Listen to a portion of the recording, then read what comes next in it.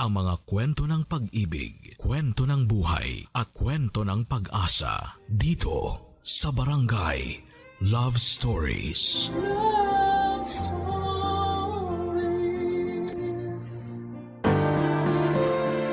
Minsan dahil sa pagiging desperado nating makamit ang isang bagay, kadalasan ay nagkakamali tayo. Kaya nga importante na suriin natin ang ating sarili upang hindi na tayo makapagdesisyon ng hindi naaayon. Ikaw, kabarangay, naging padalos-dalos ka na ba sa iyong mga pasya? Dear Papa Dudut, good day sa inyo at sa mga bumubuo ng Barangay Love Stories, tawagin niyo na lamang po ako sa pangalang Solana. 29 years old, taga Cardona, Rizal at isang online seller. Pero dati ako nagtatrabaho sa isang private company. Sa kasalukuyan ay buntis ako sa first baby namin ng husband ko, pero meron na akong unang anak sa ibang lalaki. Panatiko talaga ako ng programa ninyo, Papa Dudut, at hanggat maaari ay wala akong kinakaligtaang episode sa radyo. Kumbaga ay hindi kumpleto ang pananghalian hanggat hindi kami nakatune in kay Papa Dudut. Tapos isang araw ay naisipan kong magpadala ng sulat sa inyong programa upang marinig ko namang umere ang sarili kong kwento. Kahit naman paano ay merong makukuhang aral at inspirasyon ang mga kabarangay natin sa mga karanasan ko sa buhay. Magsisimula ang lahat taong 2023 kung saan ay sa edad kong 27 years old ay gustong-gusto ko nang mag-asawa. Kaya lang ay wala pa nga akong boyfriend noon, bagay na nakadagdag pa sa aking frustration. At palagi ko yung sinasabi sa aking nanay, Papa Dudut.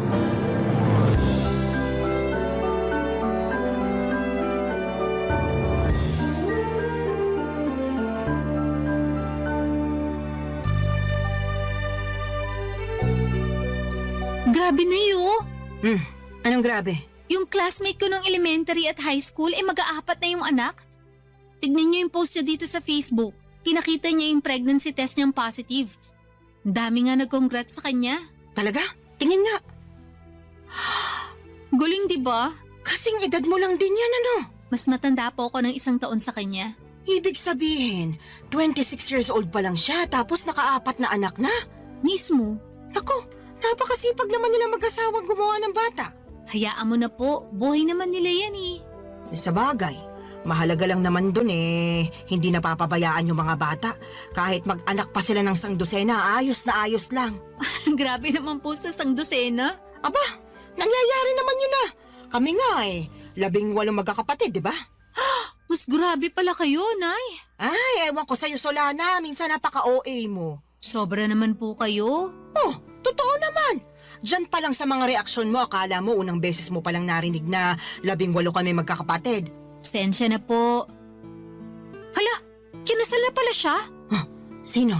Ito po dati kong katrabaho. Nagpunta na rin po siya dito sa bahay ng birthday niyo. Siya lang talaga in-invite ko noon kasi okay naman siyang kasama. Natatandaan ko nga na katulad mo wala pa rin siyang asawa nun. Pero masaya naman ako kasi sa wakas kinasal na siya. Masaya rin po ko. Pero sobra naman kayo sa pagsasabi na katulad ko wala pa siyang asawa. Noon yun kasi ngayon kasal na siya. Sa katotoo naman na wala ka pa rin asawa, di ba? Pati nga boyfriend wala pa rin Kaya nga medyo nalungkot po ako. Ha? Bakit? Kasi tumatanda na ako pero wala pa rin ako nakikilalang lalaki na mamahalin at gugustuhin pakasalan. Ay, ayoko pong tumandang dalaga at mamatay na hindi pa nararanasan ang sarap ng buhay. Pinagsasasabi mong sarap ng buhay ang hirap kaya magkaanak lalo na sa panahon ngayon, ano? Napakamahal ng mga bilihin at serbisyo. Kung mahirap ka, dapat manahimik ka na lang sa isang tabi. Siyempre, pagsisikapan naman po namin na magiging asawa ko yung pamilya na bubuuin namin. Hindi namin ipaparanas sa magiging anak namin yung hindi magandang buhay. Sa bagay, di naman kita mahahadlangan kung ramdam mo na dyan sa mga buto-buto mo na gusto mo nang mag-asawa at bumuo ng sarili mong pamilya. Kahit na mahirap ang buhay, masarap pa rin na meron kang asawa at mga anak. Kaya, sige, humayok at maghanap ka na ng magiging boyfriend. Siguraduhin mo lang na yung mapipili mo yung lalaking responsable, marunong sa pamilya, mabait, may pangarap, hindi lang para sa sarili, kundi lalong-lalo na sa inyong magiging anak nyo, at higit sa lahat, hindi mapanakit. Nako, subukan ka lang niyang saktan, lalatiguhin ko pati mata niya. Si nanay talaga, wala pa nga eh. Sinasabi ko lang sa'yo yung gagawin ko kapag maling lalaking napili mo. Kaya ayusin mo paghahanap ng matinong mapapangasawa, ha? Boyfriend po muna, wala pa nga akong boyfriend eh. Kala ko, diretso kasalan kasi atat na atat ka na dyan eh. Nay talaga, O bakit? Totoo naman sinasabi ko sinabi ko bang hindi? Buti na yung nagkakaliwanagan. Masyado talaga kayo mapangasar. Para namang di mo ako kilala. Mapang-asar talaga ako at nasa iyo na lang kung maaasar ka. Pero seryoso nak, kung anong magpapasaya sa'yo, gawin mo. Marami-rami ka na rin sinakripisyo para sa pamilya natin. Panahon na para mapagtuunan mo naman ang pansin ng sarili mong buhay. Papa Dudut, masyado kasi akong naging tutok sa pagtulong sa pamilya namin simula mawala ang aming tatay. Bata pa kami noon at talagang ginapang kami ni nanay sa paghahanap buhay. At bilang panganay sa 3 magkakapatid ay sadya kong kinalimutan ang pagla-love life at ang aking sarili. Pero aminado akong gusto ko na talagang bumuo ng sariling pamilya that time at masaya naman ako kasi suportado ako ng aking nanay. In fact, siya pa ang kontodo push sa aking makipag-date o magpaligaw kaya ginawa ko ang mga payo niya. Bilang unang hakbang ay nag-install ako ng dating app sa aking cellphone. Nagpatulong pa nga ako sa best friend ko na pumili ng maganda at pinaka-the best kong picture na gagawin kong display profile. First time ko lamang kasing gumamit ng dating app at sa tanang buhay ko, isa pa lang ang nagiging boyfriend ko. Pero matagal na yon dahil nag-aaral pa lamang ako sa high school at sa pagkakatanda ko ay umabot lamang kami ng 1 buwan. Fast forward. Meron ako nakilala at nakamatch na lalaki sa naturang dating app na gamit ko ng mga panahon na yon. 2 linggo rin kaming nag-usap bago kami nag-decide na magkita na. At may nangyari na nga sa amin ang unang araw na yon. Kaso makalipas ang 1 buwan at kalahati bigla na lamang siyang naglaho na parang bula, Papa Dudut.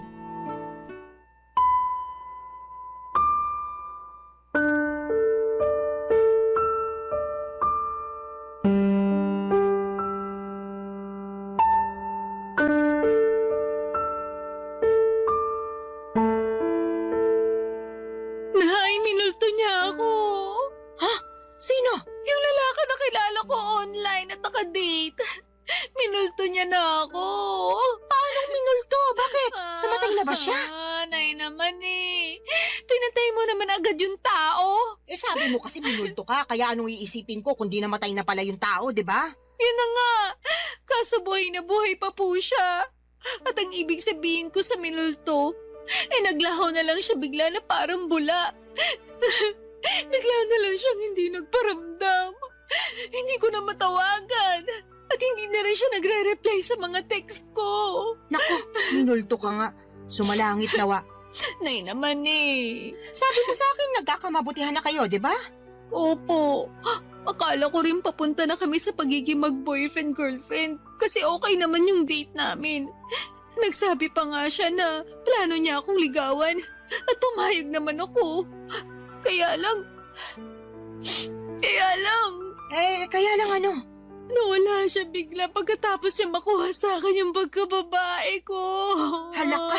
Ibig mong sabihin, sinubo mo ng perlas ng silanganan? Opo. Ako nalintikan na. Teka, Nay, nasusuka ako. Ay, sinasabi ko na nga ba? Pumunta ka doon sa lababo. Doon ka sumuka. Naku. Ay, hindi kaya buntis ka? Pwede po ba yun? Oo naman. May nangyari sa inyo kamo. Tapos nagkakaganyan ka. Malamang buntis ka. Ay, niregla ka na ba? Hindi pa nga po eh. Mag-iisang linggo na. Nalintikan na talaga. Paano nga po kung buntis ako? Ano nang gagawin ko? Bigla akong tinakasan ng tatay ng anak ko. Hindi ko alam kung anong gagawin mo, pero siguraduhin mo muna na buntis ka nga. Magano ka, mag-pregnancy test. Ayoko po. Anong ayaw mo pinagsasasabi mo dyan? Natatakot po ako eh. Paano kung positive? Wala na tayong magagawa dyan. Saka na lang nating isipin kung ano yung susunod nating gagawin kapag totoo na buntis ka nga. Pesting buhay naman Ngayon pa talaga nangyari to kung kailan bigla namang nawala yung nakabuntis sa akin. Kasalanan mo rin naman kasi. Sana bago ka bumuka ka dyan, sinigurado mo muna na gumamit ng proteksyon yung lalaking yon. Oh, kita mo nangyari. Tingin ko, nakatunog yun na mabubuntis ka niya. Kaya biglang naglaho na parang bula. Wala naman po sanang kaso kahit mabuntis niya ako eh. Kaya lang ang kiniinis ko, iniwan niya ako bigla. Akala ko ba naman nagkakaintindihan na kami? Na mahal na namin ang isa't isa. Pero mukhang hindi po pala ganon. Hindi talaga. Kasi nakuha na niya yung gusto niya sa'yo. Napakasama niyang tao. Sinabi mo pa. Sana makarma siya sa pangiiwan niya sa'yo at sa magiging anak niyo kung totoo nga na buntis ka. Kinakatakot ko lang po na baka hindi ko kayanin. Alin? Yung pagbubuntis ko po. Ewan, naguguluhan pa po ko, nalilito. Masyado mabilis yung mga pangyayari.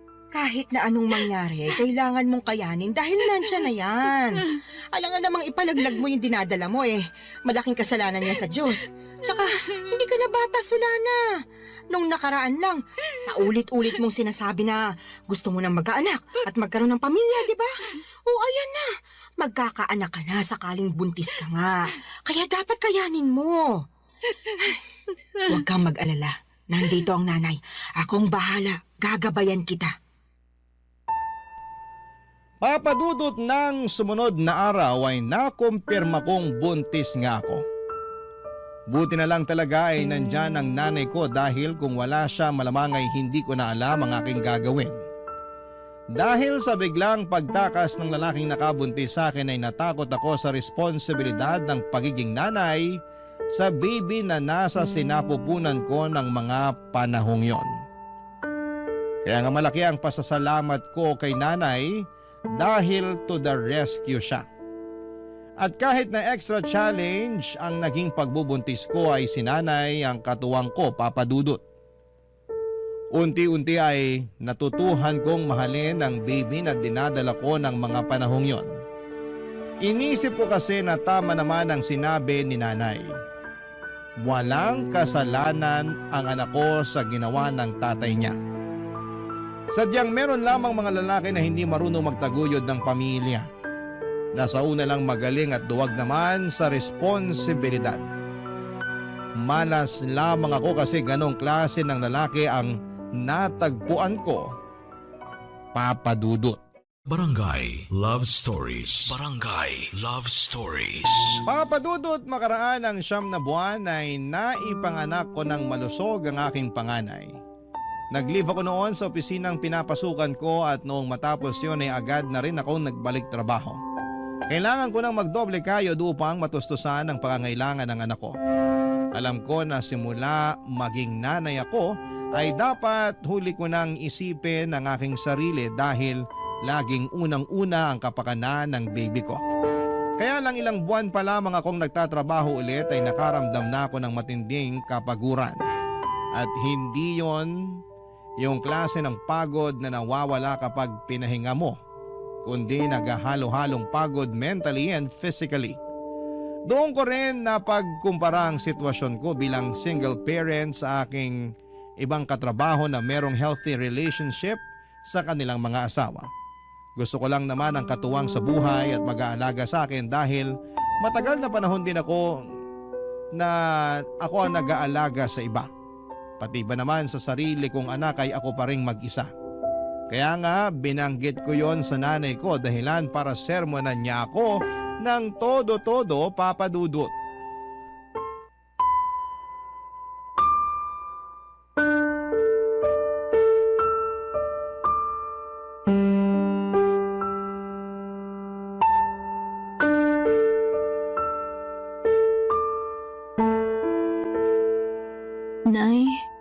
pagod na po ako.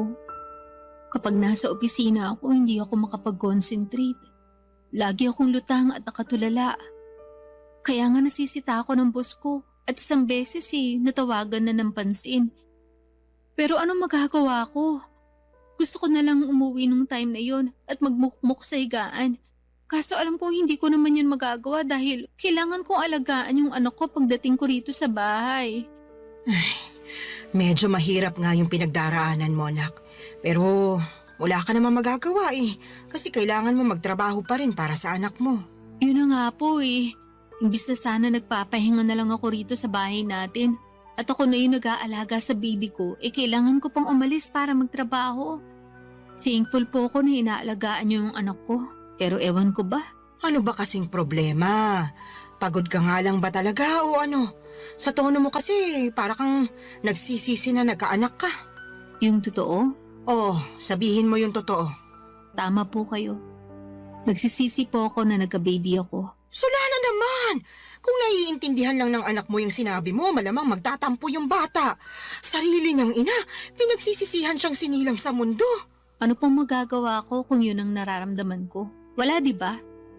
Tsaka bago kayo magsalita ng ganyan, iintindihin niyo muna yung pinagdaraanan ko. Naiintindihan ko yung pinagdaraanan mo dahil nanay din ako. Partida, isa pa lang yung anak mo. Tapos kayo, 3 pa nga na inire ko. Pero ang kaibahan natin, kasama niyo po si tatay sa pag-aalaga at pagpapalaki sa amin bago siya inagaw sa atin ng kamatayan. Tapos ako simula nang pinagbuntis ko yung baby ko hanggang pinanganak, mag-isa lang ako. Ewan ko kung nasa ng lupalop ng impyerno na napunta yung tatay ng batang yan. Nakakagigil lang talaga pag naaalala ko. Huwag mo namang sisihin yung anak mo sa katarantaduhan at pagiging irresponsable ng tatay niya sa'yo. Sino pong sisisihin ko? Napapagod na po ako magtiis at magkunwari na ayos lang yung lahat. At saka inggit na ako sa mga kasamahan ko sa opisina na merong mabubuting kinakasama at asawa. Ha? Bakit naman? Siyempre, ako wala. Kaya napatanong na lang ako sa Diyos kung bakit ang unfair niya sa akin. Hindi naman ako makasalanang tao Nagpapakitino naman ako sa abot na makakaya ko. Pero bakit pinarusahan niya pa rin ako? Sobra ka naman! Para mo na rin sinabing pagpaparusa yung pagkakaroon mo ng anak. Totoo naman po. Ay, maghinay-hinay ka nga sa mga sinasabi mo. Kawawa naman yung anak mo, Wala pa siyang kamuwang-muwang sa mundo tapos pinag-uusig na agad siya ng sarili niyang ina. Yun po kasi yung nararamdaman ko. Ano po magagawa ko? Meron kang magagawa. Sana pinigilan mong maisip yan. Para hindi mo na naramdaman kasi maling-mali yan. Doon pa lang sa mainggit alam mong hindi na magandang katangian yun. Sana ganun lang kadali yung gusto niyong mangyari. Wag kasi puro sarili mo yung isipin mo, lalo may anak ka na. Dapat pag nanay ka na, isang tabi mo yung nararamdaman mo at pagtuunan ng pansin yung anak mo. Paano ko nga po magagawa yun kung napapagod na ako? Ay, sana talaga hindi na lang ako pumayag na ituloy yung pagbubuntis sa batang yan. Aray ko! Bakit niyo ako binatukan, Nay? Nagtatanong ka pa talaga kung ano-ano yung sinasabi mo dyan. Kinabutan ka nga! Hindi naman kasalanan ng apo ko na nabuo siya dahil sa kapusukan niyo Tapos sasabihin mo na sana hindi mo na lang tinuloy yung pagbubuntis mo sa kanya? Sumusobra ka na talagang babae ka! Papadudot doon ko mas napagtanto ng husto na mahirap maging single parent at kung may choice lamang akong baguhin ang kapalaran ko ay gagawin ko. Oo, mahal ko nga ang anak ko pero nawawalan pala ng saysay ang lahat pag nanaig na yung labis na pagod. Tinanim ko sa isipan ko na ang aking anak dapat ang priority ko bago ang sarili ko pero mas nanaig sa akin ang kagustuhan na makatagpo ng lalaki na magiging katuwang ko sa buhay at mag-aalaga sa akin bilang kapareha niya at kung loloobin ay may bahay. Kaya nga nagsimula ulit ako makipag-usap online kahit na inuusig pa rin ako ng aking konsensya at ng mga sinabi ni nanay. Naiintindihan naman daw niya ako pero nandun pa rin yung sermon niya tungkol sa dapat mas pagtuunan ko ng pansin ang aking anak bago ang sarili ko. Para sa akin ay hindi niya talaga ako nauunawaan. Hindi nagtagal ay meron akong nakausap na lalaki sa dating app at mabilis lang din kaming nagkapalagayan ng loob, Papa Dudut.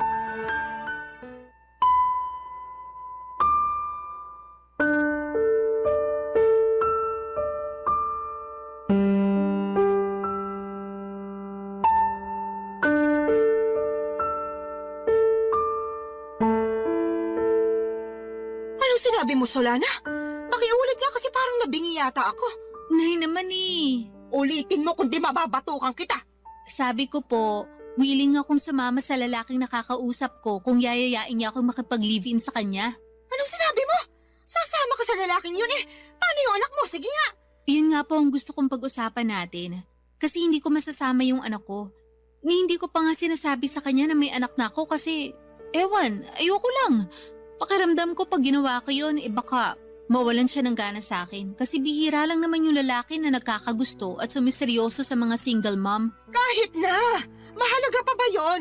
Opo, mahalaga yun kasi mahal ko na siya. Sa lagay, mas pipiliin mo pa yung lalaking yun kaysa sa sarili mong anak, Solana.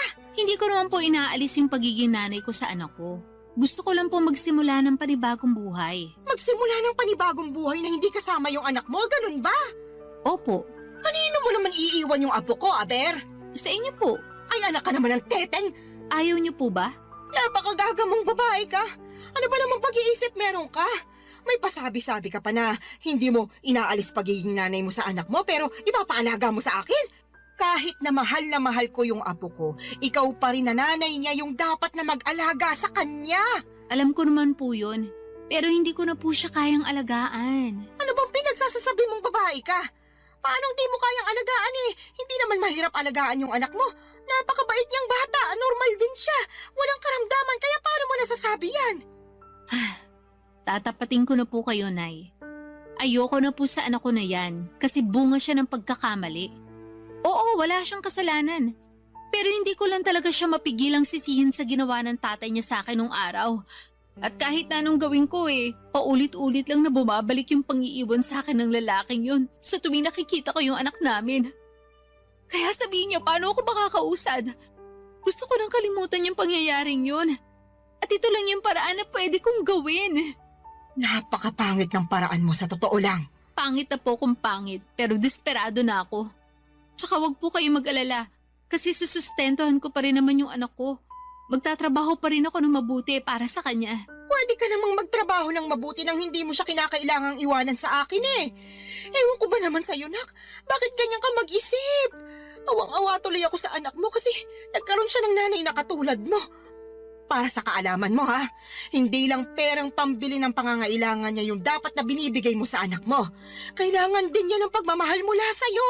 Pero hindi ko na nga po kayang ibigay yun sa anak ko. Kaya kayo na lang po yung magbigay nun sa kanya. Naniniwala naman po ako na marami kayo nun sa puso nyo. Yung sa akin kasi, ubus na para sa anak ko. At kung meron man pong natitira, konti na lang. Tapos para na lang yun sa sarili ko. Mahirap namang magbigay ng pagmamahal sa iba kung hindi ko uunahing mahalin yung sarili ko, hindi ba? Ibang klase mga katwiran mo, bulok at baluktot. Papa Dudut, parang kinurot ang aking puso sa iyak ni nanay dahil sa naisip kong iwanan ang anak ko sa kanya para makisama sa lalaking nakilala ko online. At kahit na sinusustentuhan ko pa rin naman ang bata ay hindi pa rin sapat yon. Pero kahit na anong gawin kong pagsaalang-alang sa sitwasyon ay nadaig pa rin ako ng aking damdamin. Mas nanaig ang kagustuhan kong sumama sa lalaking nakilala ko at magsimula ng panibagong buhay. Alam ko po na maraming magagalit sa akin na mga kabarangay natin dyan at may mga magsasabi na hindi ko naman talaga mahal ang anak ko. Mahal ko ang anak ko pero mas mahal ko ang aking sarili ng mga panahong yon. At kahit na pangit pakinggan, paano ko makapagbibigay ng pagmamahal sa iba kung hindi ko naman uunahing mahalin ang sarili ko kahit nakapalit noon ay ang pagtakas sa responsibilidad ng pagpapakananay sa aking panganay, Papa Dudut. Barangay Love Stories. Barangay Love Stories. Papa Dudut, hindi nagtagal ay sinagot ko na nga ang lalaking nanliligaw sa akin at makaraan lang ang isang buwan ay niyaya na niya akong makipag-live-in. Bale, tumira kami sa Taytay Rizal dahil doon naman siya nagtatrabaho. Hindi alam ng live-in partner ko na meron akong anak sa unang lalaki.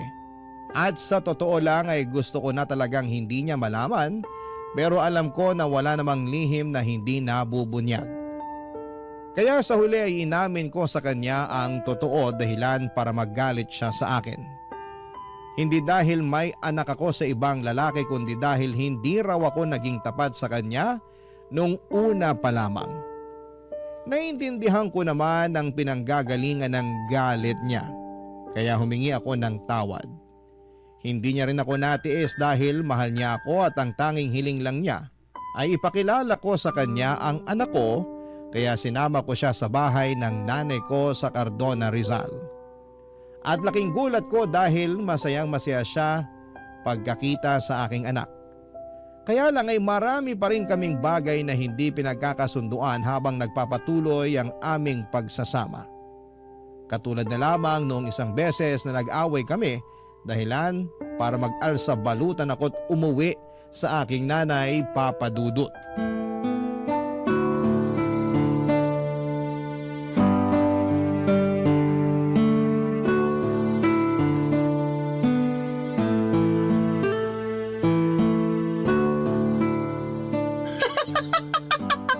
Ano nga ulit yung dahilan ng away niyo, anak? Sinabi ko na po, di ba? Paulit-ulit kayo eh. Hindi ko nang mapigilan. Bakit ba? Kaya sabihin mo na kasi ulit. Sige po, pero last na to ha. Feeling ko kasi inaasar nyo lang ako eh. Sige na, ano nga ulit yung rason? Bakit ka nag-alsa balutan paalis sa inuupahan niyo at umuwi ka rito sa atin? Nag-away po kasi kami nung kinakasama ko dahil binuksan ko yung delata na paborito pala niya tapos inulam ko. Dilata lang pala, tapos pinag-awayan nyo na. Grabe, hindi ako makapaniwala para kayong mga bata. Hindi ko naman po kasi Ay, sinasadya nung mabuksan yun. At saka siya naman may sabi na mag-ulam na lang daw ako ng delata dahil hindi nga siya nakapagluto. Nagkataon na overtime ako sa work.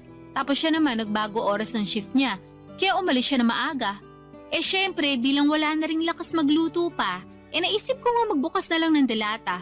Ano ba kasing delata yon? Sardinas ba? Corned beef po, yung medyo mamahalin na brand. Hindi mo ba alam na paborito niya yon? Alam ko po na paborito niya yun, pero hindi ko naman akalain na magagalit siya sa akin ng gusto dahil lang sa dilatang yun. As in, galit na galit siya. More on, tampo na para bang batang nagmamaktol yung lolo niyo. Akala mo kung sinong inapi. Ginising pa talaga ako para pagdabugan, matapos niya makitang nasa basurahan na yung delata na inulam ko kagabi. Nagkataon na isang piraso na lang yun, tapos plano niya raw ulamin pag uwi niya. Anong ginawa mo pagkatapos?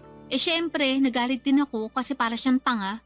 Kagigising ko lang nun tapos naalimpungatan pa ako sa sigaw niya. Tapos bubungaran niya ako ng sermon kesyo ganito ganyan. Aba, hindi rin po ako nagpatalo. Kaya sinagot ko siya para ipagtanggol yung sarili ko. Hanggang sa lumala na yung away namin at nakapagsalita na kami ng hindi maganda sa isa't isa. Hindi ko na po nagustuhan yung mga sinabi niya. Kaya nilayasan ko na siya. Pambihira talaga mga kabataan ngayon. Maliit na bagay pinalalaki kaya dumarami yung hiwalayan eh. Alam ko naman po na mababaw lang yun. Pero nasobrahan eh. Kung kinausap niya lang sana ako na maayos, baka lumabas pa ako at binilan siya ng paborito niyang delata. Di sana wala kaming problema. Hindi sana kami nagkasakitan sa mga sinabi namin sa isa't isa. Kaya lang hindi ganun yung nangyari. At hindi ko kayang intindihin na ganun siya umasta porque paborito niya yung delatang kinain ko nang hindi sinasadya. Tama rin naman yung mga sinabi mo. Dilata lang naman yun. Kaya nga po. Tsaka sobrang sama lang talaga ng loob ko sa kanya. Sa dinami-rami ng tao na magsasalita sa akin ng ganun, siya pa talaga. Ayun, hindi na ako nakatiis kaya nilayasan ko na siya. Hindi talaga maiiwasan yung pagkakaroon ng hindi pagkakaintindihan sa relasyon. Pero sana, huwag niyong hayaan na sirain ito yung pagsasama ninyo. Tama rin na umalis ka doon para makapag-isip-isip kayo pareho. Magpalamig ka muna rito habang malayo kayo sa isa't isa. Pero huwag niyong patagalin yung away ninyo. Hindi yun maganda. Ewan ko na eh. Mahal ko naman po siya pero masakit talaga mga sinabi niya sa akin. Biruin nyo, sabihin ba naman ako matakaw kasi naubos ko rin yung dilata niya? Gutom na nga ako nun. Kahit naman ako na gutom, baka maubos ko rin yon. Yun na nga po. Medyo sumobra lang siguro yung reaksyon ng kinakasama mo para lang sa isang delata. Sa lagay, mas matimbang pa yung pagmamahal niya sa paborito niyang pagkain kaysa sa'yo na kinakasama niya. Tumpak ka dyan, Nay. Naku, pag pumunta yun dito, makakatikim talaga sa akin yun ng sermon. Salamat po. Ay, hindi lang pala siya kundi kayong dalawa. Bakit naman po ako nasali dyan? Syempre, pareho kayo nasa relasyon At gusto ko lang ipaintindi sa inyo na hindi na kayo bata para pag-awayan yung ganong klase ng mababaw na bagay. Ay, umayos kayo, kundi pag-uuntugin ko na talaga kayo.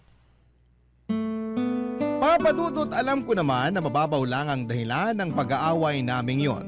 At pwede namang maayos kaagad kung may isa sa amin na magpapakumbaba. Pero pareho na kaming kinain ng matinding emosyon. Noong araw ding yon ay pinuntahan ako at sinundo ng kinakasama ko sa Cardona at nakipagbati sa akin.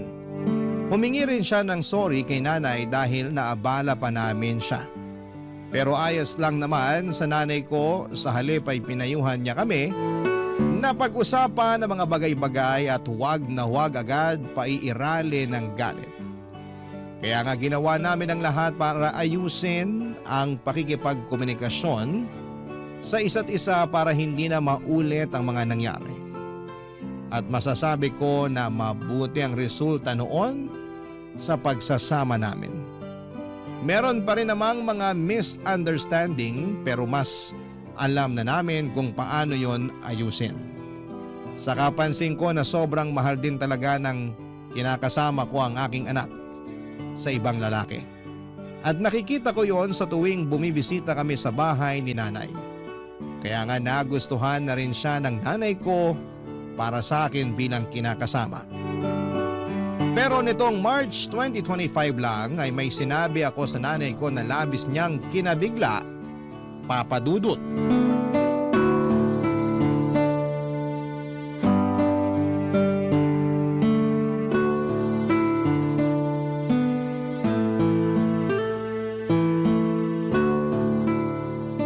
Nay, may sasabihin po ako sa inyo. Pero huwag kayong mabibigla Depende kung sasabihin mo maganda ako matagal ko nang alam yon. Puro kayo biro. Sa tingin mo nagbibiro ako? Nakakasakit ka ng damdamin Siyempre, maganda po kayo. Kanino pa po ba ako magmamana kung di sa inyo lang, di ba? Yan, sige, utuin mo pa ako. Ano ba kasi yung sasabihin mo at may pasabi-sabi ka pa ng wag akong mabibigla? Tungkol po sa amin ang kinakasama ko. Ang totoo, niyaya niya na ako magpakasal kahit sa West lang daw po muna. Para lang magkaroon na ng basbas yung pagsasama namin. Talaga? Naku, mabuti naman! Anong sinabi mo? Pumayag ka ba? Siyempre, opo. Tuwang-tuwa nga ako Ako rin tuwang-tuwa kasi sa wakas ikakasal ka na, nak. Dati-rati, pangarap mo lang yung maikasal tapos ayan na, mangyayari na. Kaya nga malaki talagang pasasalamat ko sa Diyos. Kasi dininig niya yung panalangin ko, nabigyan niya ako ng matinong lalaki. Yung magiging asawa ko, magiging tatay ng mga anak namin at makakasama ko hanggang tumanda kami. At nangyari na nga yun. Buti na lang naging matyaga ka sa paghihintay. Opo, pero may isa pa po pala akong sasabihin. Meron pa bukod sa sinabi mo na ikakasal ka na? Ganun na nga po. O sige, ano ba yon? Pinag-usapan po namin ang kinakasama ko. Nakukunin na namin yung anak ko at isasama sa inuupahan namin. Gusto po niya na isang buong pamilya na kami at handa naman siyang ampunin yung bata para siya na ang kilalaning ama. Ayos lang po ba sa inyo yun? Tinatanong pa ba yan? Siyempre ayos na ayos sa akin. Hindi po ba kayo malulungkot kasi mapapalayo na kayo sa apo nyo? Ano bang klaseng tanong yan? Natural malulungkot ako. Pero sino ako para ipagkait sa apo ko na magkaroon ng tatay at nanay sa kanyang paglaki, di ba? Kaya nga malaki talaga yung pasasalamat ko dyan sa kinakasama mo kasi mahal na mahal yung anak mo. Tingin ko nga, mas mahal niya pa yung apo ko kaysa sa'yo Mahal ko rin naman po yung anak ko. Pero aminado ako naging gagalang ako sa pagdedesisyon nung araw. Sa totoo lang, matagal ko nang pinag-iisipan na kunin yung anak ko para ako na yung mag-aalaga sa kanya. Gusto ko pong bumawi sa lahat ng pagkukulang ko bilang nanay niya. Siguro hindi pa naman po huli ang lahat, di ba? Hindi pa naman talaga. At suportado kita sa gusto mong mangyari. Basta ipangako mo na hinding-hindi mo na ibabalik sa akin yung apo ko kasi bigla ka na lang napagod magpakananay sa kanya, ha? Hindi laruan niyang anak mo para sa kaalaman mo. Meron siyang damdamin. Tsaka baka gabaan ka na kung gagawin mo pa yun sa kanya. Hinding-hindi ko na nga po ulit gagawin yun sa anak ko, Nay. Pangako po yan. Huwag ka sa akin mangako. Sa anak mo ikaw mangako. At patunayan mo yon. Mahalin mo siya ng husto. Iparamdam mo na lagi kang nandyan sa tabi niya bilang nanay niya. Ipaglaban mo siya sa lahat ng pagkakataon. Lagi mo siyang piliin sa kahit na anong sitwasyon. At kahit na magkaroon pa kayo ng mga anak, nung kinakasama mo, huwag mong hayaan na mabaliwala yung panganay mo. Tandaan mo, Solana, ha? Wala siyang kasalanan sa ginawa sa'yo ng ama niya, kaya huwag mo siyang sisisihin. Opo, Nay. Naiintindihan ko po lahat ang mga sinabi niyo at tatandaan ko po yun. Sige, mapapanatag na ako kung ganon. Paano mo pala aalagaan yung apo ko kung nagtatrabaho ka? Tungkol po sa bagay na yan, pinag-usapan na namin ng kinakasama ko na magre-resign na ako para maalagaan ko yung anak ko. Sinabi ko kasi sa kanya na gusto kong bumawi sa anak ko dahil malaki nga yung nagawa kong kasalanan sa kanya nung araw. Katulad niyo, sinuportahan din po ako ng kinakasama ko. Papa Dudut, alam kong hindi ako naging perpektong magulang sa anak ko noong araw, pero sa kasalukuyan ay ginagawa ko naman ang lahat upang makabawi sa kanya. At yun naman ang mahalaga, hindi ba? Sising-sisi ako sa nagawa kong pangiiwan sa kanya noon nang mas pinili ko ang aking sarili, ngunit masayang-masaya naman ako. Dahil naalagaan ko na siya ngayon, katuwang ang aking kinakasama na ngayon ay asawa ko na. Hindi pa rin naman nagsawang sumuporta at tumalalay sa akin si nanay, lalo na at buntis ako sa panganay namin ng mister ko. Alam ko na mas magiging challenging ang pag-aalaga ng dalawang maliit na bata, kaya sinabi ni nanay na pupuntahan niya ako sa inuupahan namin para alalayan pagkapanganak ko. Doon pa lang ay naiyak na ako at nag-uumapaw ang saya ng puso ko. Mas lalo ko na-appreciate ang aking nanay sa totoo lang. At alam ko na marami pa akong matututuhan sa kanya mula sa mga karanasan niya kung paano maging mabuting ina. Maraming salamat po, Papa Dudut, sakaling mapili po ninyong i-ere ang istorya ng buhay ko. Sana po'y kinapulutan po ito ng aral at inspirasyon ng mga kabarangay natin. God bless sa inyong programa sa Barangay Love Stories. Patuloy kayong magbigay ng aliw sa ating mga kabarangay. Ang inyong forever kapuso at kabarangay, Solana. Nakakaantig naman talaga ang ating kwento. Ikaw ba, kabarangay? Nakarelate ka ba sa story natin ngayon? Kwentuhan naman tayo dito sa comment section. Ang mga kwento ng pag-ibig, kwento ng buhay at kwento ng pag-asa dito sa Barangay Love Stories. Love Stories. Ang pag-ibig na wagas ay hindi sumusuko sa pagsubok. Hindi ito nakabase sa yaman o karangyaan, kundi sa tunay na damdaming handang magsakripisyo kahit anong unos pa ang dumaan. Ikaw, kabarangay, sa panahon ng hirap at ginhawa, kaya mo rin bang ipaglaban ang ganitong klase ng pag-ibig? Dear Papa Dudut, magandang araw sa inyo, Papa Dudut. Ako po si Ermilio, pero tawagin niyo na lamang po ako sa palayaw kong Melo. 45 years old na ako at 15 taon na sa serbisyo bilang isang gwardiya sa isang bangko dito sa Pampanga. Sa loob ng 15 years na yon ay paulit-ulit na ang naging gawi ko sa araw-araw. Palaging bahay trabaho at tuwing day off naman ay nakikipag-inuman ako minsan sa mga kumpare ko.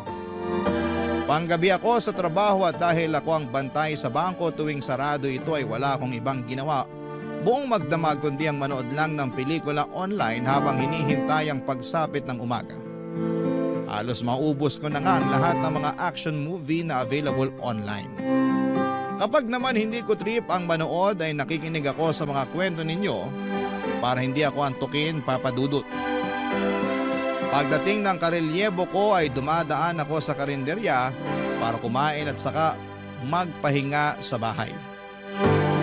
Papa Dudut, hindi lang ako ang mag-isang nagpupuyat para magtrabaho. Kasama ko rin sa pagbabantay sa bangko na pinagtatrabahuhan ko ay isang mag-asawa na nagtitinda ng balot at sigarilyo. Sa harap kasi ng bangko ay isang bus terminal at ang mga pasahero doon ang suki ng mag-asawang Susana at Socorro. Kada alas 8 ng gabi ay pumupwesto na sila sa tapat ng bangko para magtinda ng balot, tubig at sigarilyo. Maaga rin kasing nagsasarado ang mga sari-sari store sa lugar na yon. Kaya naman sila ang takbuhan ng mga pasaherong nag-i-stop over sa lugar. Naging malapit ang puso ko sa dalawang matanda dahil gabi-gabi ko na silang nakakasama sa pagbabanat ng buto. Tandang-tanda ko pa nga noong unang araw ko sa trabaho, taong 2010, sinaway ko sila noong nakita ko silang nag-aayos ng pwesto nila isang gabi, Papa Dudut.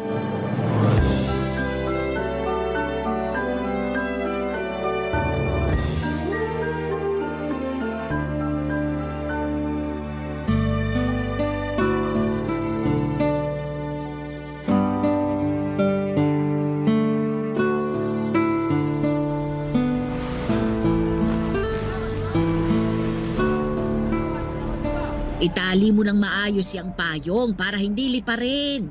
Paano liliparin? Wala namang hangin. Kini-question mo pa ako, itali mo na nga lang.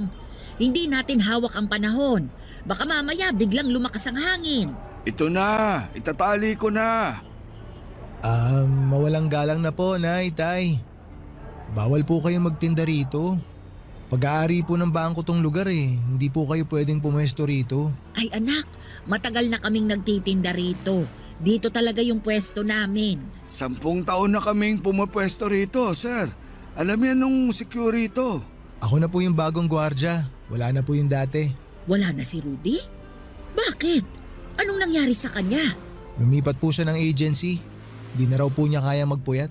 Ganun ba? Hindi ba niya nabanggit sa'yo na may pumupwesto rito para magtinda? Hindi po eh. Hanggang alas 4 lang naman kami dito, sir. Bago pa magbukas yung bangko, wala na kami rito. Kaso po ngayon, mas maigpit na yung patakaran. Bawal talaga mga nagtitinda sa mismong labas ng entrance eh. Baka mamaya may dumating mula sa head office. Ako po yung mapagalitan. Wala naman sigurong dadalaw sa inyo ng ganitong oras. Gabi na eh. Kahit doon na lang kami sa gilid para hindi makasagabal. Ayos lang ba yon? Ay, sigurado po ba kayo na matagal na kayo rito? Oo, 10 taon na kaming nagtitinda rito. Marami nang dumaang CQ dyan. Lahat sila kilala kami. O sige po, kung pinapayagan naman kayo ng mga dating security dito, hindi ko na po kayo paaalisin. Basta medyo gumilid lang po tayo ha. May CCTV po kasi. Mahirap na, baka mapagalitan ako. Kasi simula ko pa lang po dito sa trabaho. Ay naku, salamat ha. Socorro, ilipat mo na yung mesa sa gilid. Buhatin mo na muna yung lagayan ng balot. Ay, wag nyo na pong ilipat. Diyan na po muna kayo ngayong gabi pero bukas po, doon na kayo sa gilid, ha? Tsaka iwasan po nating magkalat. Bawal din po ang maingay. Opo, sir. Wala pong problema sa kalat. Nagwawalis kami bago kami umuwi. Wala ring maingay dito. Sige po. Salamat. Ano nga palang pangalan mo anak? Ermelio po. Pero Melo na lang po ang itawag nyo sa akin. Salamat Melo. Wala pong anuman. Kayo po, ano pong mga pangalan nyo? Ako si Susana. Ito naman ang asawa kong si Socorro. Taga rito lang din po ba kayo? Oo, malapit lang kami rito. Diyan lang kami sa may bukana, yung papasok dyan. Ganun po ba?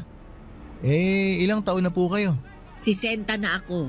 Ako naman +5. Bale 65 po. Oo, mas matanda ako sa kanya ng 5 taon. Bakit naman po hanggang ngayon nagtatrabaho pa kayo? Hindi po ba dapat nagpapahinga na lang kayo sa bahay nyo? Naku, kung hindi kami magtitinda, saan kami pupulot ng pangkain? Kailangan namin kumita para may pambili kami ng ulam. Wala po ba kayong anak? Meron. Marami. 5 silang lahat. Nasan po sila? Bakit hindi po sila magbanat ng buto? May kanya-kanya na silang pamilya eh. Kami na lang nitong asawa ko yung magkasama sa bahay. Ganun po ba? Di wala na kayong kasama sa bahay niyan. Wala na. Kami na lang 2 ni Socorro ang magkasama. Sabi ko nga sa kanya, tumira na lang kami dun sa bahay ng bunso namin eh. Kaso ayaw ng asawa ko. Bakit naman po? Magiging pabigat pa ba kami sa bunso namin? Wag na. Kaya naman namin ang sarili namin eh. Nasa 60 na kami pero malakas pa naman kami. Mabuti naman po kung ganun pero dapat sa edad nyo pong yan. Yung natitirang lakas nyo, ini-enjoy nyo na lang po eh. Parang yung nanay ko po, hindi ko na siya pinagtatrabaho ngayon. Maswerte yung nanay mo, sir. Kasi may mabait siyang anak. Kami. Naku, itong si Socorro. Sisiraan pa ang mga anak namin. Wala tayong magagawa kung maging mga anak natin naghihirap. Pero kahit na, ilang taon natin silang inalagaan tapos iiwan lang nila tayong… Ay nako, katulad ng sinabi ko, wala na tayong magagawa pa. Desisyon nila yon. Relax lang po kayo. Huwag po kayong mag-aaway. Ganito talaga kami magsagutan pero hindi kami nag-aaway. Siya, sige po. Maiwan ko na po kayo dyan para hindi ko na po kayo maabala. Kung may kailangan po kayo, doon lang po ako nakapwesto. Doon po banda sa sulok. Salamat anak. Salamat, sir. Huwag niyo na po akong tawaging sir. Melo na lang po. Maliit na matanda si Nanay Susana, maikli ang buhok nito na medyo nakukuba na. Tuwing nakikita ko siya ay parang lagi siyang galit pero kapag kinausap mo na siya ay sobrang palatawa siya at madaldal. Ang asawa naman itong si Tatay Socorro ay payat at maliit din katulad ni Nanay pero malakas pa rin siya. Lalo na sa mga pagbubuhat ng mga inilalako nila. Mas mahihain si Tatay Socorro kesa kay Nanay Susana pero mas naging close ko si Tatay dahil pareho kaming mahilig manood ng action movies. Naawa ko sa sitwasyon ng mag-asawa. Kaya naman hinayaan ko na lamang silang pumwesto sa harapan ng bangko. Total ay gabi naman na at sarado na ito. Nung una ay taga-masid lamang ako sa dalawa, si Tatay Socorro ang unang nagbabantay sa pwesto nila. Mula alas 8 ng gabi hanggang alas 12 ng madaling araw ay nakaupo siya sa lumang plastic chair at binabantayan ang tinda nilang balut, tubig at sigarilyo. Samantala ay natutulog naman sa likuran nito si Nanay Susana. Nakapwesto siya sa bisikletang may sidecar na siyang gamit-gamit nila sa pagbibitbit ng kanilang lamesa at malaking payong para hindi sila mahamugan. Pagsabit naman ng hating gabi ay papalitan ni Nanay Susana si Tatay Socorro sa pagbabantay para makapagpahinga ang asawa niya. Siya ang nagbabantay hanggang sa alas 4 ng umaga. Siya na rin ang nagwawalis ng mga kalat at nagliligpit ng mga gamit nila. Sa kanya gigisingin ang asawa niya para makauwi na sila at makapagpahinga. Hindi nagtagal ay naging malapit din ako sa mag-asawa sa mga sumunod na buwan na pagsama-sama namin sa iisang lugar. Tuwing inaantok ako ay nakikipagkwentuhan ako sa kanila at doon ko nalaman ang love story nila, Papa Dudut.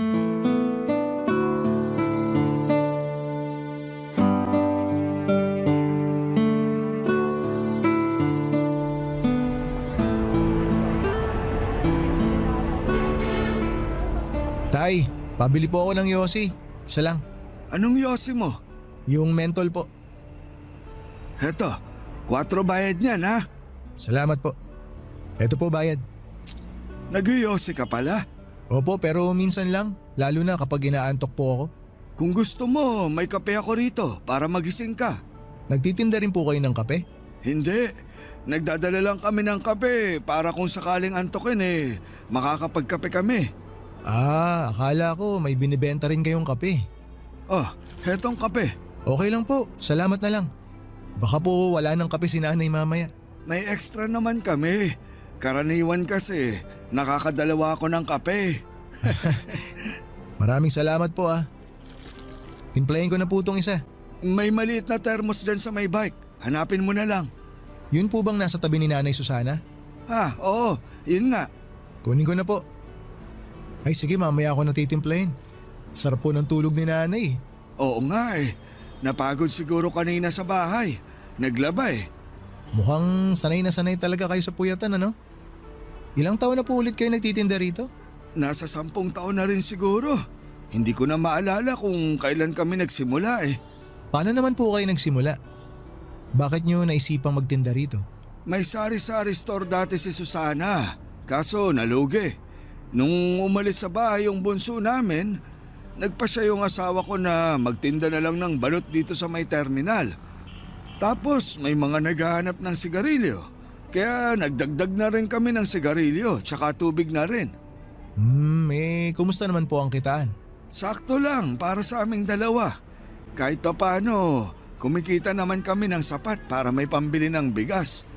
Minsan, kung matumal ang benta, kumakain kami ng kangkong na tanim ng asawa ko. Marami yung tanim sa bahay eh.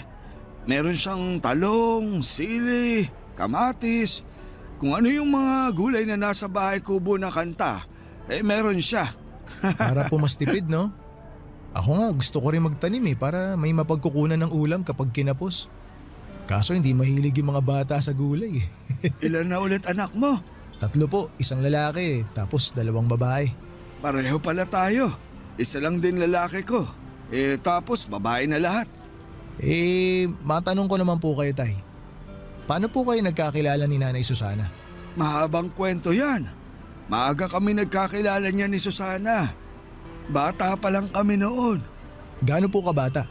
16 siya noon, tapos 21 naman ako. Nagkakilala kami sa isang pista. Talaga po? Oo, kasama niya mga kaibigan niya noon.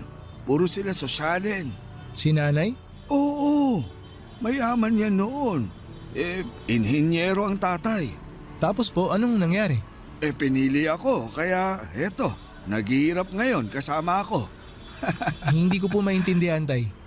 Pinapili po ba siya? Nung sinagot kasi ako ni Susana, syempre hindi naman ako mayaman noon. Kargador lang ako eh. Wala akong tinapos. Mahirap lang kami. Nung nalaman ng tatay ni Susana na ako yung nobyo niya, hindi sila pumayag. Kaya siya pinapili. Ganun na nga. Pinapili siya ng mga magulang niya. Iiwan niya ako o itatakwil siya ng pamilya niya. Mas pinili na lang ni Nanay na itakwil siya? Kaya nga siya nandito, di ba? Ayan oh, mahimbing ang tulog. Talagang ipinaglaban po kayo ni Nanay, ano? Kaya nga ginagawa ko ang lahat para maging maayos ang buhay niya. Kahit na naghihirap kami. Lahat ng gusto niya, pinipilit kong ibigay. Kasi alam kong hindi ganito yung buhay na nakagisnan niya. Pero ito pa rin ang pinili niya dahil sa akin. Wala po bang pagsisisi si Nanay Susana sa ginawa niya? Wala siyang sinasabi sa akin, pero may mga pagkakataon na ramdam ko na parang nagsisisi siya sa pinili niyang buhay. Minsan nga, nakokonsensya ako eh.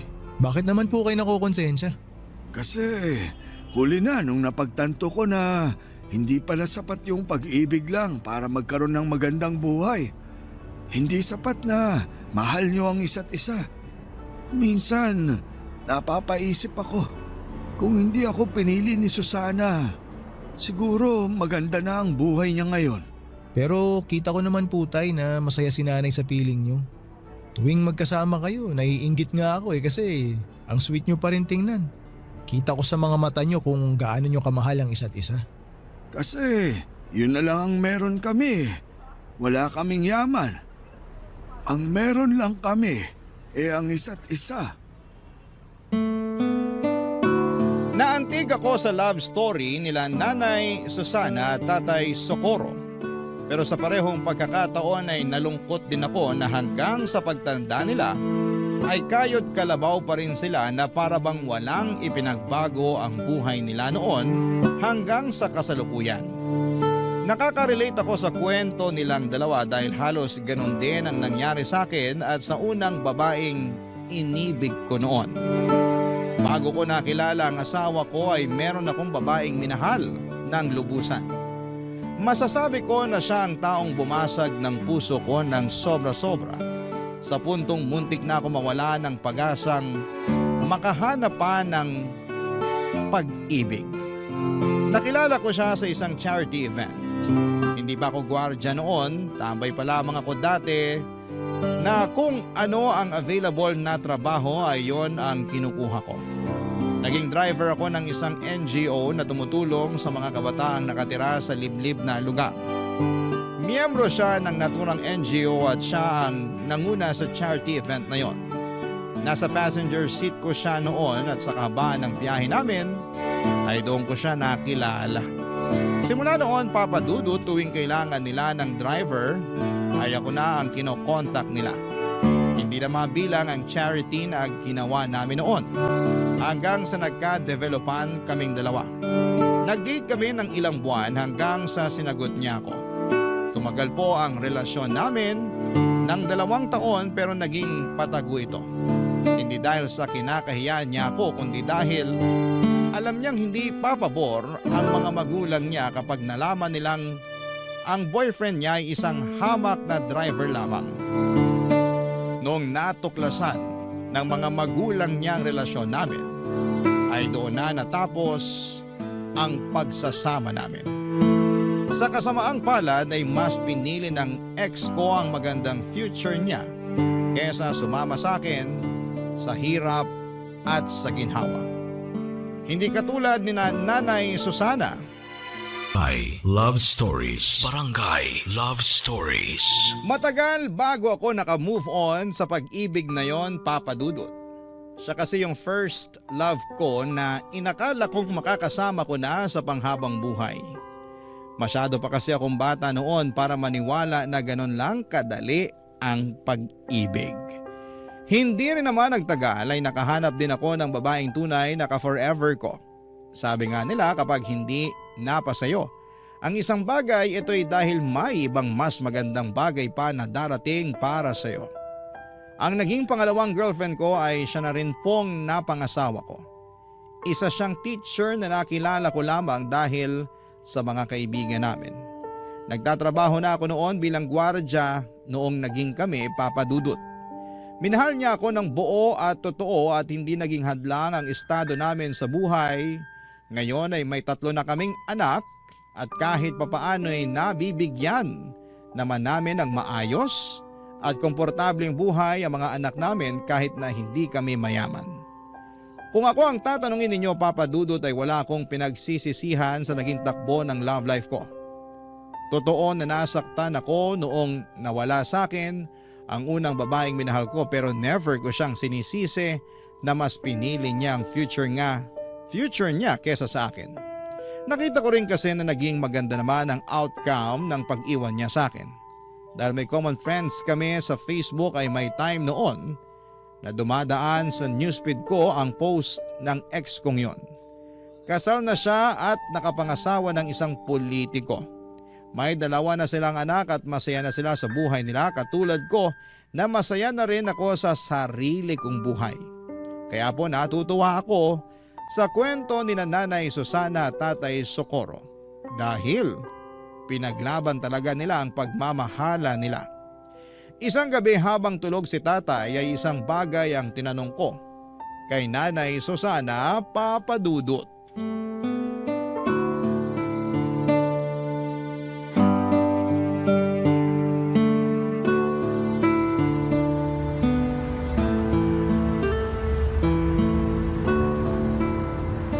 Nay, tulog na ba si Tatay Socorro? Naku, tulog na. Bakit? Sayang. Nakalimutan ko na pinabaunan pala ako ng misis ko ng pagkain. May dala po akong spaghetti dito tsaka Shanghai na pang midnight snack sana natin. Ako na lang ang kakain. Tutal siya naman ang umubos ng hapunan ko kanina. Tirahan na lang po natin siya para may makain sa mamaya pagising. Mabuti pa nga. Ayaw kasi niya nang naiistorbo kapag tulog siya. Ah, talaga po ba? Oo, siya yung tipo na biruin mo na kapag lasing. Wag lang kapag naistorbo sa tulog. O sige po, tayo na lang po ang magsalo nitong baon ko. Bakit? May handaan ba sa inyo? Birthday po kasi ni Mrs. Nagluto siya ng spaghetti para sa mga bata tapos Shanghai. Ay sabihin mo sa kanya, happy birthday ha! Makakarating po. Matagal-tagal na rin akong hindi nakakatikim nito eh.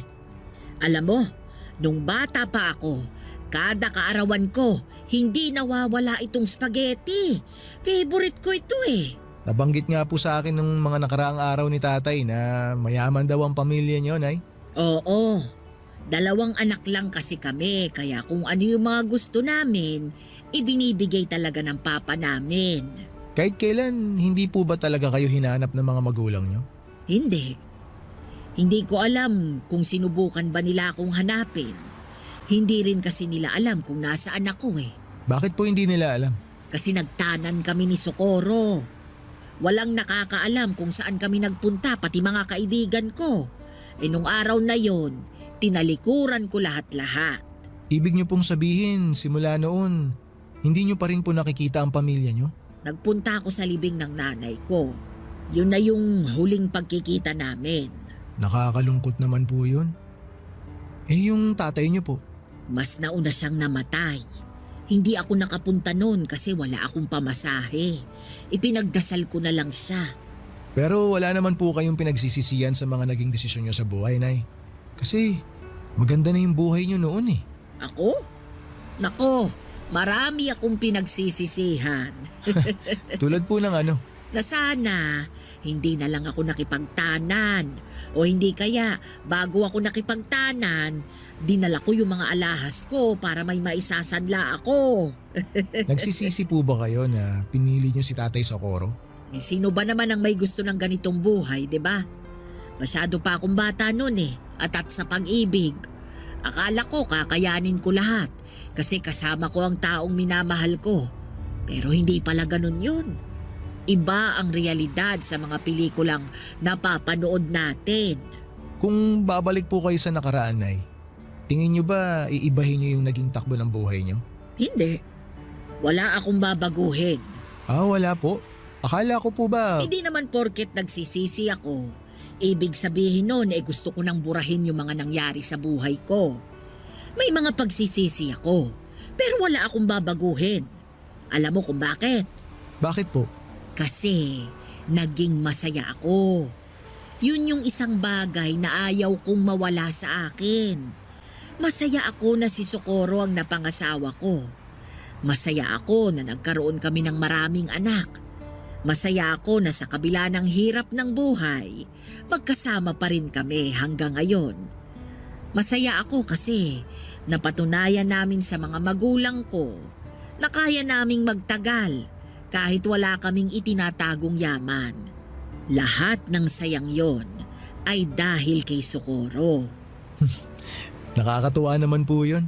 Kaya ikaw, sundin mo kung anong nasa puso mo, ipaglaban mo, pero gamitin mo rin ang utak mo para sa ikabubuti. Hindi lang ng sarili mo ha, kundi pati na rin ng pamilya mo. Opo, Nay. Tatandaan ko po yung mga sinabi niyo. Sa panahon ngayon ay malimit na lamang akong makakita ng mag-asawang sabay tumatanda.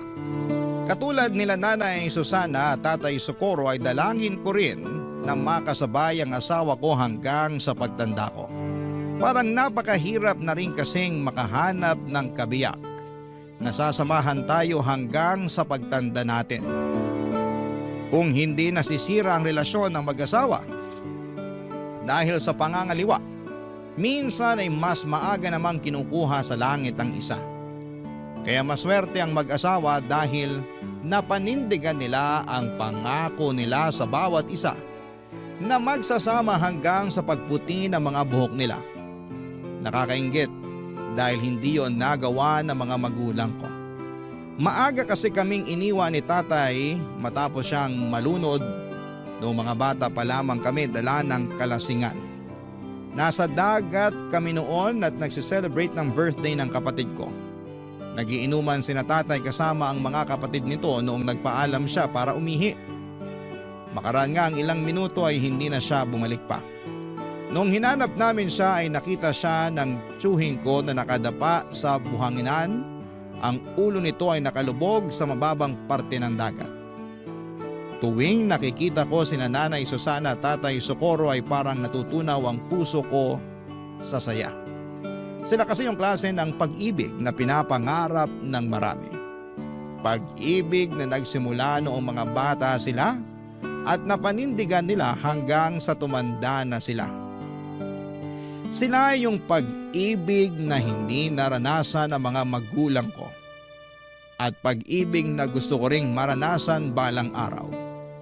Pero sa kabila ng saya na nararamdaman ko para sa pagsasama nilang dalawa, hindi ko rin maiwasang maawa sa kasalukuyang estado nila.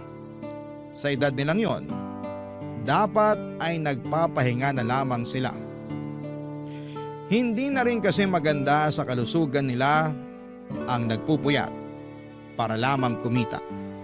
Nang minsang tanungin ko kung nasaan na ang mga anak nila, ay mas lalong nakaramdam ng awa ako para sa mag-asawa.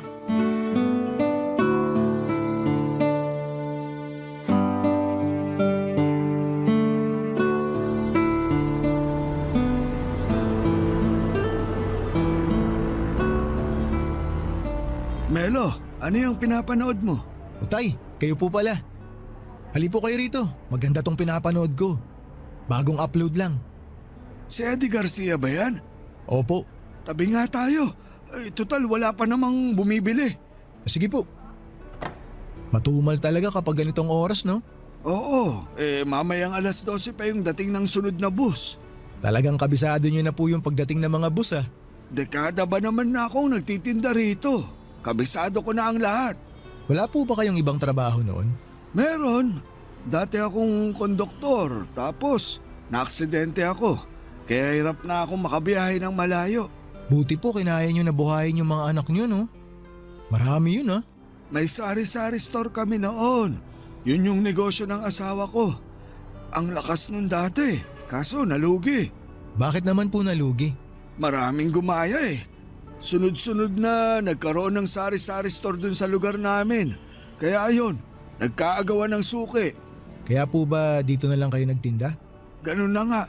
Buti po nakaya nyo pa rin suportahan yung pamilya nyo noon, no? Kahit na ganito lang yung trabaho nyo. Sa awa ng Diyos, nakaya naman namin. Tuwing umaga, naglalabas si Susana. Ako naman, nagpapataya ako noon ng weteng. Doon namin kinuha yung mga pinangtustos namin sa mga anak namin. Tapos nagpupuyat pa po kayo sa gabi. Oo, wala kaming magagawa. Mataas pangarap namin para sa mga anak namin eh. Napagtapos nyo po silang lahat? Hindi, pero may 3 kaming napagtapos. Yung panganay, pangalawa, tsaka yung bunso. Nasa na po sila ngayon? Bakit parang bigla na lang nila kayong iniwan?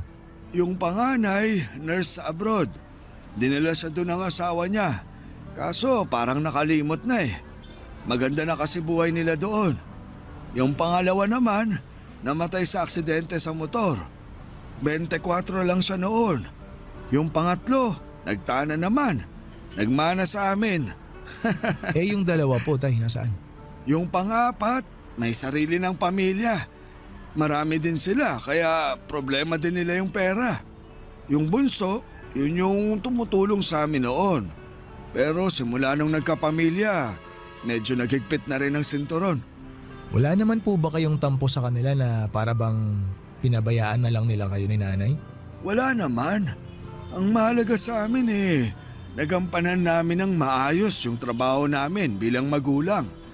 Ayaw din naman namin ni Susana na humingi ng tulong sa mga anak niya kasi alam niya na may mga kanya-kanya na rin silang buhay.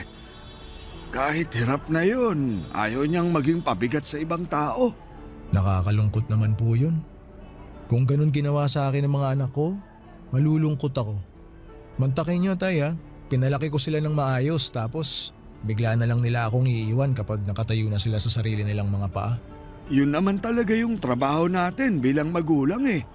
Yung tulungan sila. Hindi nila obligasyon na ibalik yung mga sakripisyo natin sa kanila. Kahit na. Para sa akin, lumalabas na wala silang utang na loob kapag ganun. Wala naman talaga dapat silang utang na loob eh. Hindi naman nila ginusto na ipanganak sa mundong to. Tayo mismo ang nagdesisyon noon. Kaya tayo dapat ang mag-alaga sa kanila. Tama po kayo pero sabi ko nga po tay, nakakalungkot. Hindi rin naman siguro mahirap para sa anak na magbalik ng utang na loob sa magulang eh. Sa tingin ko parang obligasyon ng anak yun. Hayaan mo na sila. Ang mahalaga naman nasa maayos na ang kalagayan nila. Masaya sila, malusog, buo ang pamilya. Okay na yun. Yun po talaga yung pinaka-importante tay no? Basta nasa maayos na lagay ang mga anak. Masaya na rin ang mga magulang. Tama ka dyan. Ay tay, may bibili po ata. Ay, sandali. I-post mo muna yung pinapanood natin. Sige po tay, post ko lang. Antayin ko kayo. Halos kaedad ko lang ang panganay na anak nila Nanay Susana at Tatay Socorro. Kaya naman parang anak na rin ang naging turing nila sa akin. Dahil hindi na nila nakakasama ang mga anak nila ay sa akin na lamang nila ibinubuhos ang pag-aalaga na hindi na nawala sa ugali nila simula noong naging magulang sila. Ganon talaga siguro kapag naging magulang na. Ligas na sa amin ang alagaan at bantayan ang mga taong halos kaedad lang ng mga anak namin. Sa mga sumunod pang 8 taon ay naging katulong na ako nila Tatay Socorro sa pagtitinda. Kapag inuulan sila ng customer ay tumutulong ako sa pagbibigay ng mga sukli. Lalo na't noong mga panahong yun ay medyo mahina na rin ang paningin nilang mag-asawa.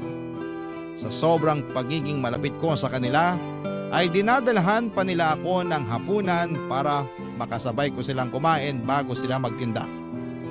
Papa Dudut, marami ang naitulong ng mag-asawa sa buhay ko.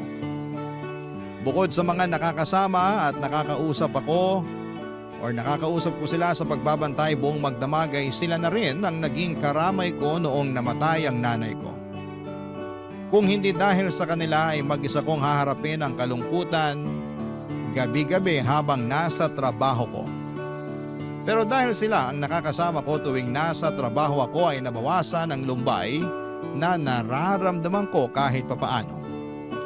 Sina nanay at tatay ang tumulong sa akin para maayos ko ang problema naming mag-asawa noong nagkaroon kami ng matinding awayan. Kamunti ka na nga kami maghiwalay noon pero dahil sa kanila ay binigyan nila ng kalinawan ng utak ko. Ang mga payo nila ang sumalba sa relasyon naming mag-asawa.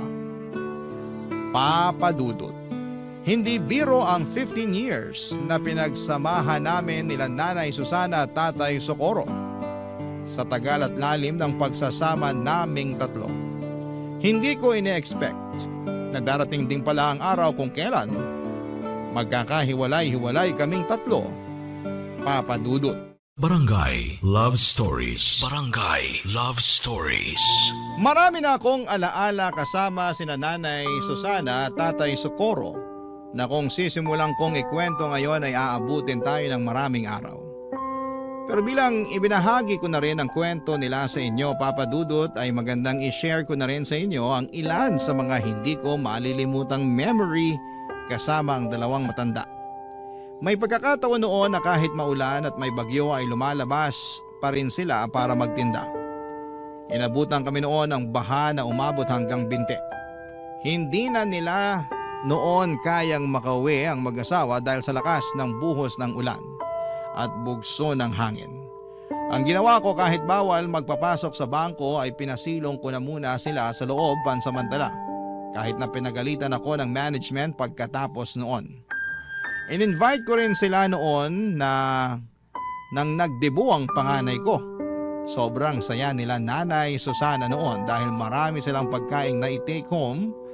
Palabirong tao si nanay at kahit na marami silang problemang pinagdaraanan, ay lagi pa rin siyang humahagalpak sa tawa maski na sa mga maliliit at simpleng biro lamang. Kapag naman bored si Tatay Socorro ay tumatabi siya sa pwesto ko para samahan ako sa panonood ng pelikulang pinapanood ko. Kapag may bibili ay nagmamadali siyang magtinda para wala siyang makaligtaan sa pinapanood namin. Karaniwan ay mga 90s action films ang pinapanood namin. Marami pa kaming masasayang alaala at ilan lamang yon sa kaya kong ibahagi ngayon. Papadudo taong 2023 ay doon na po nagbago ang lahat. Ilang linggong hindi nagtindang mag-asawa. Akala ko noon ay hindi sila nagtinda dahil maulan lamang noon, pero sa isang gabi mag-isa lang na dumating si Tatay Socorro sa dati nilang pwesto. Nang tanungin ko kung nasaan ang kabiyak niya ay doon ko na nalaman ang masamang balita. Isang balita na nagpaluha sa akin.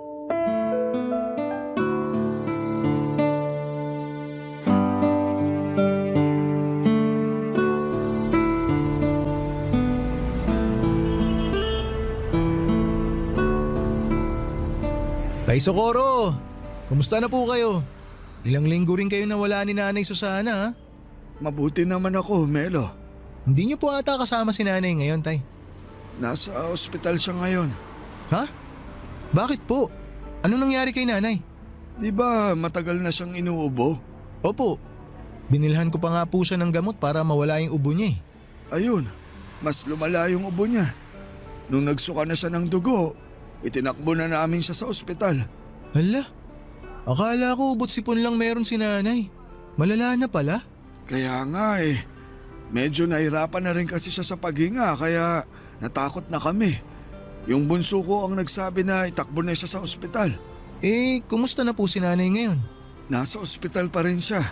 Mukhang matatagalan pa bago siya makabalik sa pagtitinda. Ano po bang sakit niya? Alam niyo na po ba? May cancer si Susana, Melo. Ho? Ay, ano pong klaseng cancer? Lung cancer daw. Hindi ko nga alam kung paano niya nakuha yun eh. Akala namin, yung mga nagkaka-cancer lang sa baga yung mga naninigarilyo. Oo nga, hindi naman nag-iossi si Nanay ah. Pero nakakalanghap pa rin daw siya ng usok mula sa mga nagsisindi. Yun daw yung rason. Hala, paano na ngayon yan, Tay? Kaya nga ako nawala ng ilang linggo kasi nagbantay ako sa ospital. Eh, bakit nandito po kayo ngayon? Nakiusap na lang muna ako sa mga anak ko na sila na muna yung magbantay sa nanay nila. Di ko kayang nakikita si Susana na nahihirapan eh. Nasasaktan ako. Ay, kawawa naman si Nanay. Di bale, mukhang madidischarge na siya bukas. Stable naman na raw yung lagay ni Susana eh. Kaso nga lang, kailangan pa rin niyang bumalik sa ospital para sa treatment niya. Yun ang mahirap, Tay, yung treatment. Sobrang tapang na mga gamot para sa cancer eh. Sana kayanin ni Nanay. May kaibigan din kasi ako na nagka-breast cancer. Nakwento niya sa akin kung gaano kahirap magpa-chemotherapy. Pinapatay daw nun yung cancer cells sa katawan eh, pero para na rin daw siyang pinapatay tuwing nagpapakimo siya. Sobrang lala daw ng side effects eh. Yun na nga yung ikinakatakot ko eh.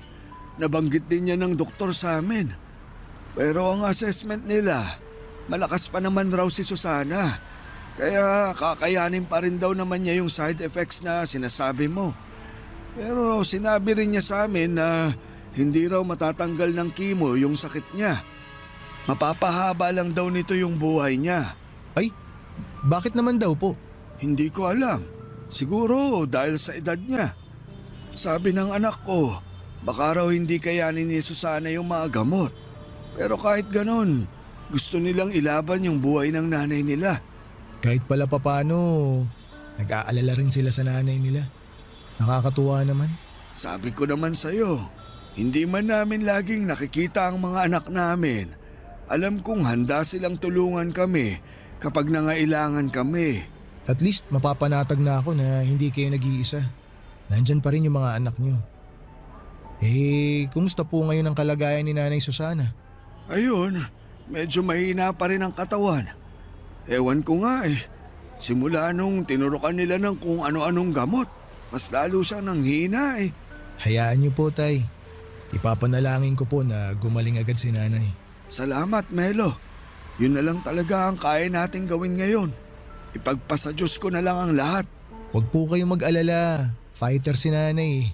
Alam ko nalalabanan niya yung sakit niya. Sana nga. Hindi pa ako handang mawala siya eh. Tulungan ko na po kayo sa pag-aayos dyan. Salamat. Ilagay muna natin tong payong ha. Sige po. Kailanman ay hindi ko nakita si Nanay Susana na nagsindi ng sigarilyo. Hindi siya nagbibisyo pero dahil gabi-gabi siyang nakakalanghap ng usok mula sa mga parokyano nila, ay nadali ang baga ni nanay. Doon lang nila nalaman na kahit na hindi pala naninigarilyo ang isang tao ay pwede pa rin itong tamaan ng komplikasyon sa baga na dulot ng usok nito. Ang tawag doon, Papa Dudut, ay second-hand smoking. Sa katunayan, mas malala pa nga daw ang epekto ng second-hand smoking sa iba kesa sa mismong tao na humihit-hit nito. Noong nalaman nilang may cancer si Nanay Susana ay nagtulong-tulong ang mga anak niya para maipagamot siya. Kaso nga lang ay mahal ang mga treatment na kinakailangan ni Nanay, lalo na't late stage na ang sakit niya. Sa mga unang buwan ay nagawan pa nila ng paraan ng mga gastos sa ospital. Pero kalaunan ay nawalan din sila ng mapanghuhugutan. At para hindi mahirapan ang kanyang pamilya, si Nanay Susana na mismo ang nagdesisyon na huwag nang ituloy ang treatment niya. Masyado na raw siyang matanda para ipaglaban pa ang buhay niya. Isa pa ay hindi na raw nito kinakaya ang mga side effect ng treatment niya. Tanggap na niya na hanggang doon na lamang ang buhay niya. Kaya mas pinili na lamang niyang maghirap ng mag-isa kaysa idamay pa ang pamilya niya. Nakakalungkot na parang sumuko na lamang si Nanay Susana sa buhay pero naiintindihan ko kung bakit mas pinili niyang tumigil na lamang sa pagpapagamot. Mahirap kasing lumaban kung ikaw mismo ay walang pera para ipaglaban ang sarili mong buhay. Gusto ko mang makatulong noon ay wala naman akong ekstrang pera na maipapahiram sa mag-asawa dahil maging ako ay sapat lang ang kinikita para sa sarili kong pamilya. Tanging panalangin na lamang noon ang naitulong ko para kay Nanay Susana.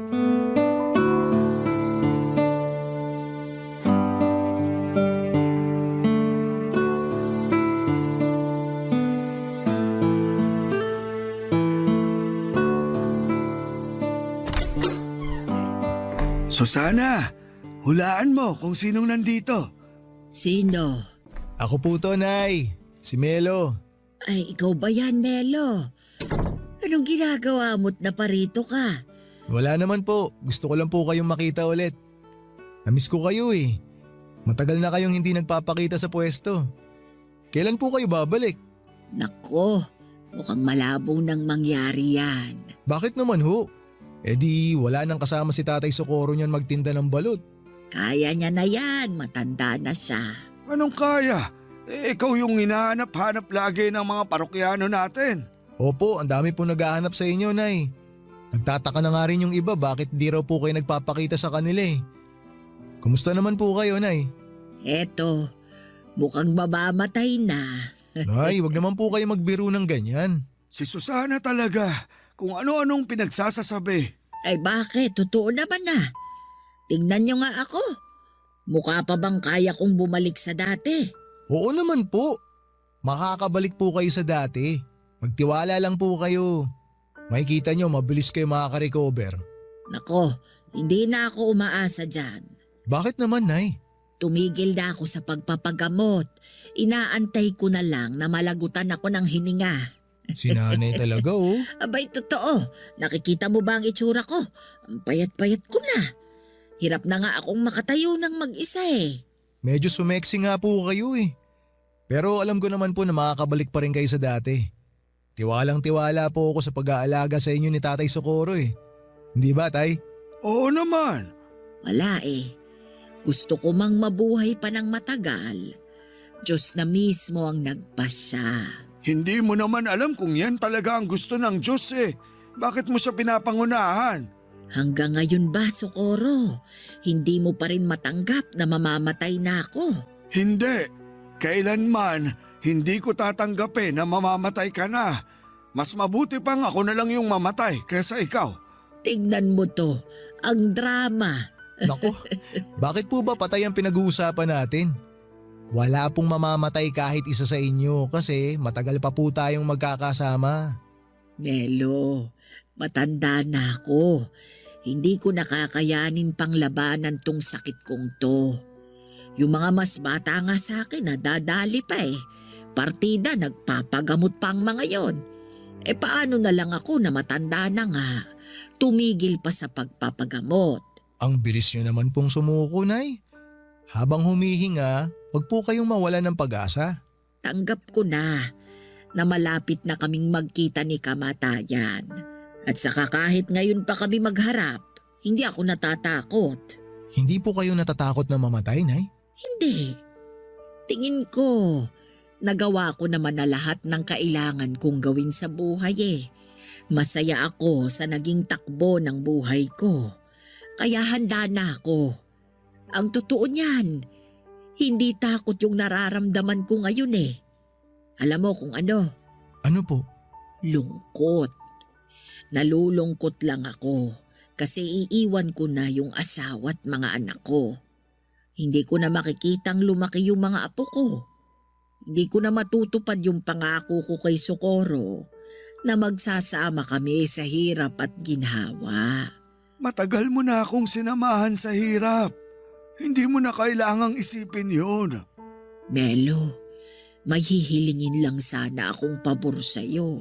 Sige po, Nay. Ano po ba yun? Ikaw nang bahala sa asawa ko ha. Bantayan mo siya. Siguraduhin mong nakakakain siya sa tamang oras. Wag po kayong mag-alala. Ako na pong bahala kay tatay. Parang sira talaga tong si Susana eh. Bakit mo ko ibinibilin sa iba? Alam niyo po, Nay, ang lungkot ng pinag-uusapan natin. Pwede po bang ibahin natin yung pinag-uusapan? Yung masaya po sana para good vibes naman. Oo nga naman. Hindi pumunta si Melo dito para mag-iyakan tayo. Papadudot mabilis na humina ang katawan ni Nanay Susana sa mga sumunod na buwan hanggang sa isang araw ay nabalitaan ko na lamang na pumanaw na siya. Para ako nawalan ulit ng ina sa pangalawang pagkakataon. 4 na buwan lang ang itinagal ni Nanay bago siya binawian ng buhay. Ang dating masayang mag-asawa na gabi-gabi nagtitinda ng sigarilyo at balot ay mag-isa na lamang. Noong natapos ang shift ko sa unang araw ng burol ni Nanay Susana ay sa kanila ako dumiretso para magbigay ng respeto. Kitang-kita ko sa mga mata ni Tatay Socorro ang labis na kalungkutan sa pagkawala ng kanyang asawa. Ang dating tahimik na si Tatay ay mas naging tahimik pa. Pagkatapos ng libing ay unti-unting bumalik sa dating gawi si Tatay Socorro.